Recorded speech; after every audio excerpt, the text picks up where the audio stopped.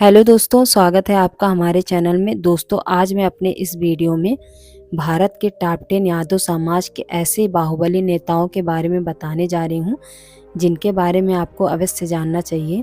तो आइए जानते हैं। नंबर 1, मित्रसेन यादव। मित्रसेन यादव भारत के उत्तर प्रदेश की 16वीं विधानसभा में विधायक रहे थे। साल 2012 में उत्तर प्रदेश विधानसभा चुनाव में इन्होंने उत्तर प्रदेश की बीकापुर विधानसभा निर्वाचन क्षेत्र से चुनाव जीते थे। तब से मित्रसेन यादव चर्चा में रहे हैं। अगर मैं बात करूं तो मित्रसेन यादव सन 1966 में भारतीय कम्युनिस्ट पार्टी के सदस्य के रूप में राजनीति में शामिल हुए। सन 1977 में मित्रसेन यादव भारतीय कम्युनिस्ट पार्टी के उम्मीदवार के रूप में मिल्कीपुर निर्वाचन क्षेत्र से उत्तर प्रदेश विधानसभा के लिए चुने गए थे। वह 1977, 1980, 1985 और साल 2012 में बीकापुर से उत्तर प्रदेश विधानसभा के लिए फिर से चुने गए थे।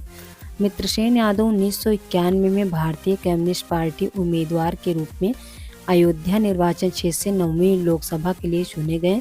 इसके पश्चात वह 4 मार्च 1995 को समाजवादी पार्टी में शामिल हो गए थे। नंबर 2, उमाकांत यादव। दोस्तों, बाहुबली उमाकांत यादव पूर्वांचल की राजनीति में मछली शहर से बहुजन समाज पार्टी के पूर्व सांसद उमाकांत यादव बहुचर्चित नेता हैं। उमाकांत यादव की गिनती बाहुबली नेताओं में होती है। उमाकांत यादव खुटाहन से लगातार 3 बार विधायक रहे हैं।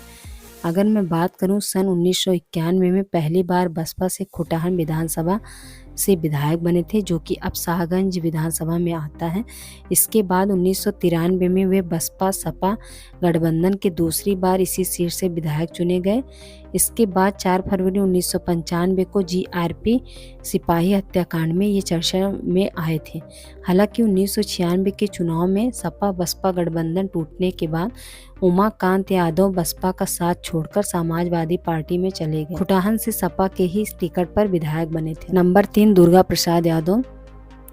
सपा विधायक दुर्गा प्रसाद यादव का जन्म आजमगढ़ के अहोपट्टी गांव में 12 जनवरी 1954 को हुआ था। इनके पिता का नाम स्वर्गीय राम ध्यान यादव है।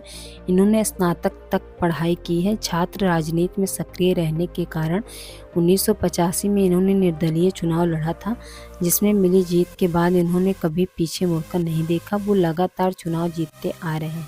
दुर्गा प्रसाद यादव ने सबसे पहले 1985 में निर्दलीय चुनाव लड़ा था। इसमें जीत के बाद 1989 में जनता पार्टी में शामिल हो गए और इसी पार्टी से 2 बार विधानसभा चुनाव लड़े। 1996 में समाजवादी पार्टी ज्वाइन की, जिसके बाद से आज तक इसी पार्टी से जुड़े हुए हैं। लगातार आजमगढ़ से चुनकर विधानसभा पहुंच रहे थे। लगातार 8 बार अभी तक चुनाव जीतकर विधानसभा पहुंचे हैं। नंबर 4, बलेश्वर यादव। दोस्तों, बलेश्वर यादव को शायद ही भारत में ऐसा कोई हो जो जानता ना हो। 1984 में पहली बार वे लोकदल से विधायक बने थे। साल 2004 में सपा से टिकट न मिलने पर उन्होंने समाजवादी पार्टी से बगावत कर निर्दल लोकसभा चुनाव लड़ने का ऐलान किया। तब नेशनल लोकतांत्रिक पार्टी ने उनका समर्थन किया और चुनाव जीत गए। चुनाव जीतने के बाद वे कांग्रेस में चले गए। फिर देवरिया से कांग्रेस प्रत्याशी के रूप में संसदीय चुनाव लड़े, लेकिन सफल नहीं हुए। साल 2009 के संसदीय चुनाव के कुछ ही समय बाद समाजवादी पार्टी में उन्होंने वापसी कर ली। सन 2014 में सपा ने पूर्व सांसद देवरिया ये क्षेत्र से प्रत्याशी बनाया, लेकिन वह जीत नहीं सके। नंबर 5, रीतलाल यादव। दोस्तों, भारत में ऐसा ही कोई हो जो बिहार की राजधानी पटना से सटे दानापुर में एक नाम हमेशा सुर्खियों में रहता है और वो नाम है रीतलाल यादव का। कई सालों से जेल में बंद रहने के बाद भी पूरे इलाके में इस बाहुबली का वर्चस्व आज भी कायम है। इसके बिना दानापुर और उसके आसपास की राजनीति संभव नहीं है। रीतलाल यादव राजे समाज के नेता हैं, जिन्होंने जुलाई 2015 में एक स्वतंत्र उम्मीदवार के रूप में बिहार विधानसभा चुनाव जीता था। रीतलाल यादव के ऊपर कई सारे हत्या आपराधिक मामले दर्ज हैं। नंबर 6, गुलशन यादव। दोस्तों, गुलशन यादव का जन्म प्रतापगढ़ जिले के कुंडा के मऊदारा गांव में हुआ था। गुलशन के पिता का नाम सुंदरलाल यादव और उनके 3 भाई हैं। गुलशन का छोटा भाई छविनाथ यादव, जो समाजवादी पार्टी के प्रतापगढ़ के जिला अध्यक्ष हैं। गुलशन यादव ने अपने राजनीतिक सफर की शुरुआत राजा भैया के सानिध्य में रहकर की थी। करीबी 2 दशक पहले मायावती सरकार में राजा भैया पर पोटा लगा था, जिसके गवाह राजेंद्र यादव थे।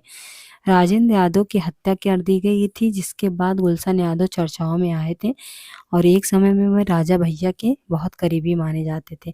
बट आज की डेट में वे दोनों एक दूसरे के अगेंस्ट चुनाव लड़ते हैं। नंबर 7, पप्पू यादव। पप्पू यादव का पूरा नाम राजेश रंजन उर्फ पप्पू यादव है, जो बिहार के माधेपुरा निर्वाचन क्षेत्र से सांसद रहे हैं। उन्होंने अपना चुनाव एक स्वतंत्र उम्मीदवार के रूप में जीता है। बाद में सपा और राजद के बैनर तले चुनाव लड़ा।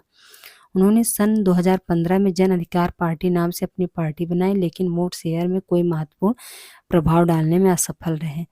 नंबर 7, रमाकांत यादव। आजमगढ़ की राजनीति की बात हो, रमाकांत यादव की चर्चा न हो, ऐसा भला कैसे हो सकता है। आजमगढ़ की राजनीति में रमाकांत यादव एक ही ऐसे मात्र राजनेता हैं जो सपा, बसपा, कांग्रेस, बीजेपी सभी पार्टियों में रहकर चुनाव लड़े हैं। इनमें से 3 पार्टियों के टिकट पर विधायक सांसद बने। रमाकांत यादव की गिनती पूर्वांचल के बाहुबलियों में होती है। 36 साल के राजनीतिक कैरियर में रमाकांत यादव 4 बार विधायक और 4 बार सांसद रहे हैं। फिलहाल एक मामले में रमाकांत यादव जेल में हैं। आजमगढ़ लोकसभा उपचुनाव में अपनी सीट खो चुके समाजवादी पार्टी जब लोकसभा चुनाव में राजनीति जमीन तराशने के लिए जमीन पर उतरी थी, तो रमाकांत यादव को एक अलग पहचान दिया गया। नंबर 8, दीप नारायण यादव। दीप नारायण यादव झांसी के मोट इलाके के बुडावली गांव के रहने वाले दीप नारायण यादव ने अपनी राजनीति की शुरुआत बुंदेलखंड से शुरू की थी। अगर मैं बात करूं तो सबसे पहले इन्होंने जो कदम रखा था राजनीति में, वो सन 1986 में रखा था। समाजवादी पार्टी के राष्ट्रीय अध्यक्ष अखिलेश यादव इनसे उस टाइम पे मिले थे और इनको समाजवादी पार्टी का अध्यक्ष भी बनाया गया था बुंदेलखंड सीट से। 1996 में दीप नारायण यादव को लोहिया वाहिनी का प्रदेश अध्यक्ष बनाया। नंबर 9, धर्मपाल यादव। दोस्तों, धर्मपाल यादव, जिन्हें डीपी यादव के नाम से जाना जाता है, वह एक भारतीय राजनीतिक और उत्तर प्रदेश सरकार में पूर्व कैबिनेट मंत्री हैं। वे गौतम बुद्ध नगर जिले के नोएडा के सरफाबाद गांव से ताल्लुक रखते हैं। डीपी यादव 4 बार विधायक रह चुके हैं, जिसमें से 3 बार बुलंदशहर से और 1 बार साहसवान से। नंबर 10, अरुण गुलाब अहिर। अरुण गुलाब अहिर का जन्म 17 जुलाई 1955 को भारत में हुआ था। अरुण गुलाब अहिर को उनके समर्थकों के बीच डैडी के नाम से जाना जाता है। वह एक माफिया सरगना थे जो भारत की मुंबई से अब राजनीतिक बन गए हैं। वे मुंबई में सातर रास्ता के भायखला में दांगड़ी चाल में रहते थे। दोस्तों, आज की डेट में कोई ऐसा हो जो शायद ही ना जानता हो अरुण गुलाब अहिर को। आपको यह वीडियो कैसा लगा फ्रेंड्स, आप हमें कमेंट में ज़रूर बताएं और वीडियो को लाइक, चैनल को सब्सक्राइब करना ना भूलें।